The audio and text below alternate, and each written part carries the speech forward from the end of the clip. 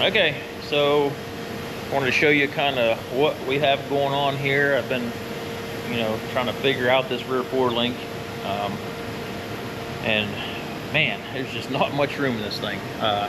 Want to do cantilever? Don't think it's going to happen. There's not enough space to do the cantilever. So, been thinking about this for a while, trying to decide which way I want to go, and it's tough. Man, is it tight.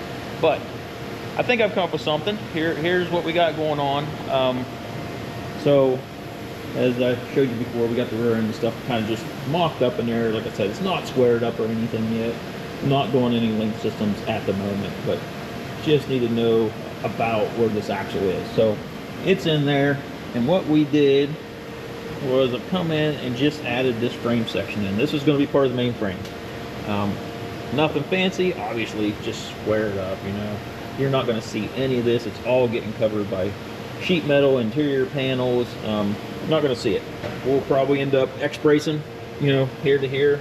We'll do an X-brace in there just for a little bit of, look to it, and because you will see it when the trunk's open from the back side, but not very much of it. Same thing with down between the frame down here. We're going to X-brace the frame back here. We're also going to X-brace the frame up here, just to make this thing a little more rigid, what have you. I know we've laid the frame rail flat, so obviously that's not the strongest way to do it. But if it flexes, when we get it kind of done, if I see any flex to it, I'll show you a trick to keep that thing from flexing with that frame rail laid like that. But I'm not sure it's going to. It's 1/4 inch wall. I don't know, it's pretty stout stuff. The car's not going to be very heavy. So anyway, we're going to do a triangulated fore link in this thing, I think. So basically, we're going to support all of this. This is just mock-up, but we're going to run our lower links off of here up to the rear end, upper links from here up to the top of the rear end, or I'm going to triangulate from here that way, or from here that way. So not sure yet. I'm still kind of trying to decide. I'm gonna get this thing just tacked in a little bit so I can do a little test fitting on that and see which direction gives me the most amount of room, because what we have to do is, let's see if we can see in this way. So that bag is gonna have to go in here. We're gonna have to get the bag between the two link bars, and that bag's gonna have a bracket come off of this right out. Bag's gonna sit in there, and it's actually gonna push on our lower link bar. So when that bag pushes off this bracket, this is attached to the main frame, and pushes on our lower link bar, that's going to shove our rear end down. Shove the rear end down, cars goes up. So that is the most compact way I can figure to do this. Everything else I really wanted to do, there is just no room to do it. We don't even have room to put a bag on top of the rear end. I can just fit the bag in here, but by the time you put a mount here and get a frame rail up over this rear end, there is not enough room. So we can't go that route. And as for the cantilever, like I wanted to do, same thing. There's not enough room to do a cantilever. It's almost impossible. I can, but the cantilever is going to be so short that the angles on it from completely raised up to the car completely lowered on the ground are just going to be crazy. And they're going to try to shove the rear end around, and I don't want that. I don't want my rear end going forward and backwards 3, 4, 5 inches from ride height to full on the ground. And it's also going to change pinion angles like crazy, and just trying to keep away from all that, trying to simplify this as much as possible. You're not going to see any of it, so no point in getting real fancy with this. You're just wasting your time. You're the only one that's ever going to know how fancy it is, because it's going to get covered up. But I don't know. I'm still going crazy trying to figure out exactly how to do this. I wish I had about 3 more feet back here, but I don't. Maybe we ought to just stretch this thing. Stretch the doors out about 3 feet, and we'll make a limo Model A. Anyway, that's where we're at. I'm gonna get some tabs here and mock some stuff up. Maybe get a couple of random bars to mock up with, and then we'll see what that looks like, and then I'll give you another go around when we get there. Alright, so I want to show you what I got going on here with this 4-link. I think I've come up with another way to do the airbags on it. Should be pretty cool. I think we're going to try to integrate a sway bar into our airbags and kind of make the sway bar lift the car, plus work as a sway bar, and the bags will be attached to it. So kind of got just a simple mock-up of how we're going to do 4-link and stuff on this, kind of give you an idea, and honestly just to give myself an idea of exactly how I want to do it. This is how my brain works. I've got to put something on there, tack it on, look at it, check out the angles on the 4-link, and then go from there. So here's what we got. So no links or anything on the rear, just kind of got the link tubes kind of over the axle. My piece is in the way here, just what I had holding the axle up, so I can't get exactly where I want it yet.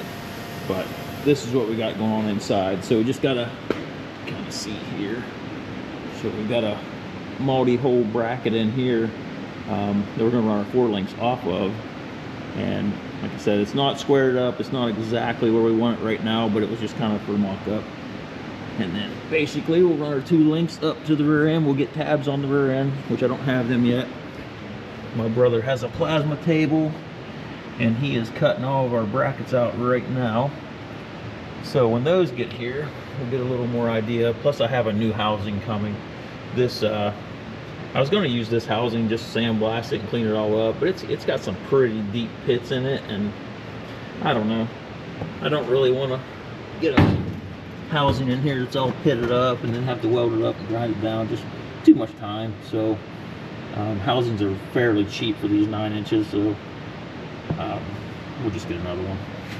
So it's on the way, should be here in a few days, but we'll do our mock-up with this one, it's fine. So you can see down here, here's our link. Going to that, we got about a 7.5 inch separation up here, so we want to keep about a 7.5 inch separation at the axle, to keep that pinion from rolling. If you start getting those separations closer together or farther apart, then you're going to get some variation in pinion angle as this thing goes up and down. There's benefits, to the anti-squat and stuff, but for street use, I typically go parallel. Seems to work the best, especially when you run an air ride. If we start putting anti-squat in this thing, then our pinion angles are going to change going up and down, and I really don't want to mess with that. So it's not really a problem. We could set the pinion angle up at ride height and it would be fine, but it might look a little funny when you drop it. It's going to angle the pinion down.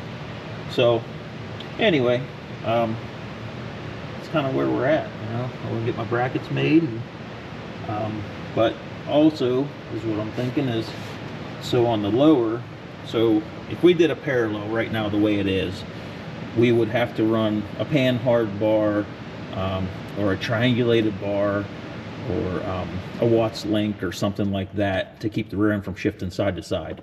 And since we're down on space in this thing, obviously, I'm thinking what we may do is we may triangulate the lower link. So if I can run the lower link in here, I got to get some measurements on it to see, but if we can run the lower link in here and triangulate this thing,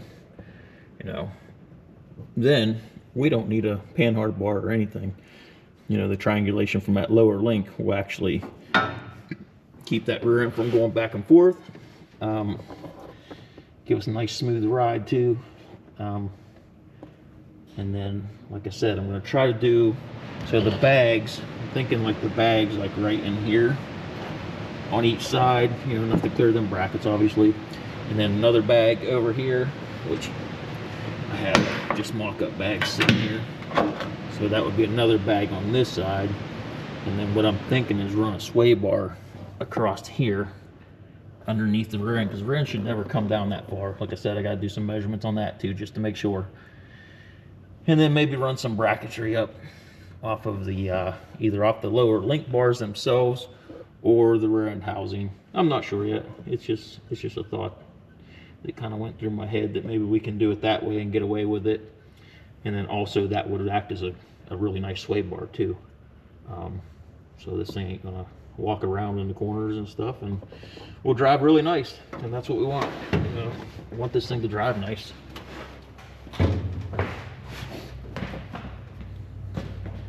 So, I don't know. Alright, so I'm going to start making some links for the sway bar slash lift arms, I guess. Gonna make something out of cardboard here. See what we can come up with. I got a length that I need. I need 18 inches center a hole to center a hole on each side. But we got to try to make it look halfway decent. So we're gonna make a pattern here out of like this, I don't know, cardboard, chipboard stuff. Super easy to work with, and cut it out with scissors when you get done and see if you like it. So started out, I just kind of did a reference line at 20 inches. So what we're going to do is our holes are 18 inches, you know, end to end, but I want 1 inch around the outside of each hole, or close to it, you know. So I think, or I'd say 1 inch from center of the hole to outside. I think that'll be enough. If not, we'll add to it later. But for right now, we're gonna go 20 inches total, and then draw this up, mark it 18 inches center to center on the hole, and see if we can't get some kind of pattern drawn up here that looks okay. Probably just do like holes in it or whatever to make it look kind of cool. And maybe we'll run some tubing through it and stiffen it up a little bit, but I don't know. We'll figure it out as we go. But I'm gonna draw this up and see what we can come up with.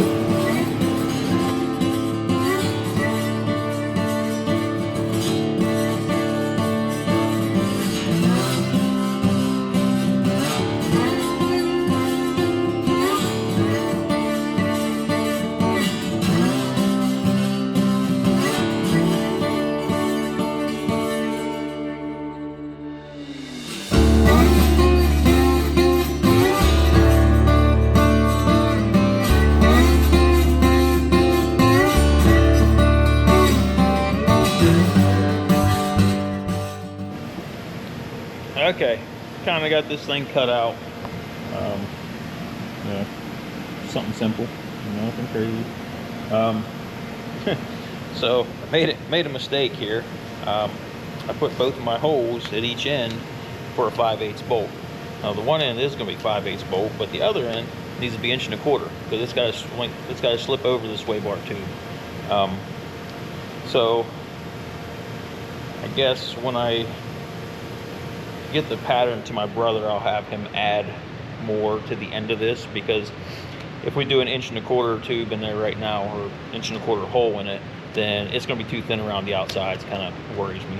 So no big deal, he can add another 1/2 inch or so to it. But right now I'm going to punch the 1 1/4 hole in it. It's going to be close at the edge, but we'll get that fixed before we get it cut out steel. This is why we do it in cardboard. Cardboard's cheap. Steel's expensive. So do it in cardboard, make sure it's right, then send it off to get it cut in steel. Alright, so we're going to knock the holes out of this thing. I just took a piece of tubing, stuck it up in the lathe. I don't know if you can see it or not, but just turned it down in the center here, just to a point. Be nice and sharp. Should be able to stick it on that paper, hit it with a hammer a couple times pretty good, and should cut right through. Oh, I know it's not going to be perfect. We're just eyeballing right now. Like I said, it's once it goes to get cut out of steel, then we'll have this all figured out. But for right now, we just got to make sure it's going to work. So it's just got to be close.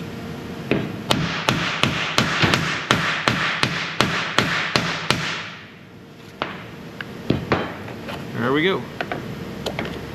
And that's the size of tube that it has to slip over, so should be about a perfect fit. It'll be nice and snug on there. The other side I'm not worried about right now. You know, that one, but I'll make one up to punch it out too. Let's go see what we got.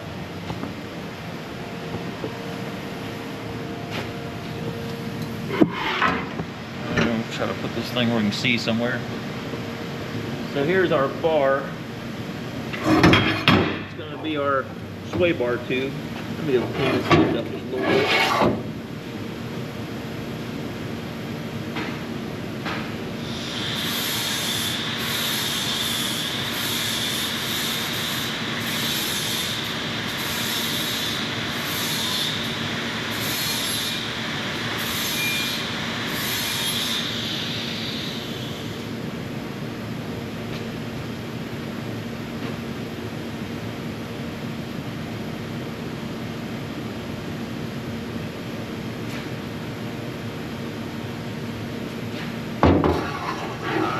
So this will be in here. It'll be up on a pedestal a little bit. It'll be about this high when we're ready for it. And then we'll do this. Make some room here.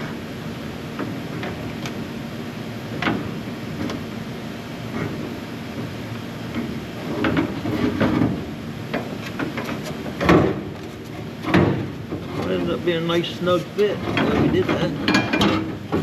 So, essentially that'll be right here, and we'll be up here with this, with a bracket to the rear end. This will be double shear. We'll have this doubled up. We'll have tubing loaded through the center of it. It'll be nice and strong when we're done with it. But, so that'll be just like that. And the rear end comes down. When you pull the rear end down, the car will raise up. So, we'll have a kind of a arm set up over there where the airbags push on the arm and roll this tube. So as this thing rolls down, it's going to bring the rear end down, car's going up. Should work pretty good. Should be a pretty cool setup. So since this looks like it's where we need it to be, we're going to send this thing off and have it made. So my brother's punching out a bunch of parts for us right now. So I'm going to get this thing up to him and have him get this cut out, and maybe by tomorrow we can have these all made and the 4-link tabs all made for us. You know, you don't have to have a plasma table to do this. I've done this for years without a plasma table. Done it all by hand for so long. But if you've got somebody that's got a table, man, what a difference. You know, just this bracket alone would probably, I don't know, I would probably have 4 or 5 hours cutting all those out, cutting all the holes, you know, because I have to cut it by hand. I mean, I have a plasma cutter, but in order to cut that smooth with a plasma cutter, man, you better be real good, and I'm not that good at being steady. So I would have to make myself a pattern and then use the plasma cutter to follow the pattern, and it wouldn't be worth it. It would take me so long. So I end up cutting all this stuff out with a 6-inch cutoff wheel. Works, you know, I've done it for years, but just recently my brother got a plasma table, and so I give all that work to him. You know, I do the design and he does all the cutting out. You know, does a really good job at it. We actually got a front frame rail here that we kind of just test fit. So we cut this just out of a you know, I made a pattern for him. He cut it out of just 16 gauge just to try it. So here's what we got there. So this will be, you know, this piece right here is going to go down through that flat frame rail. So it's going to sit down through, so I can weld on the bottom, weld on the top. It'll sit right there, you know, comes out to the front. We got some crazy cool designs we got to put in this thing. But you know, it's actually, this piece is going to be solid, but he's getting ready to cut it out of 3/16 for us, and it'll be double shear also, so it'll be nice and strong. You know, so hopefully we get that cut out of 3/16, we'll be ready to kind of get the front end locked up after this, or while we're waiting on parts for the rear end. You know, we got housing and stuff coming, so we can jump back on the front end. Like I said, this is going to be all solid. I know everybody's going, oh, no holes, no designs. No, this is going to be completely solid on this one, because we're going to overlay this with stainless steel and brass. So, you know, we're going to have some stainless, we're going to have designs cut out in the stainless, and then we'll have it back with polished brass. And the whole car is going to be that, that look. It's going to be a lot of polished stainless and brass. So that's what's going to be behind there. So that's why we don't have to worry about doing any kind of fancy designs, no holes, no nothing in this, because we got something cooler coming. So I guess that's it for right now. I'm gonna get them patterns sent out to my brother, and maybe he'll stop in one day. We can have a chat with him. But until then, we'll get back at it.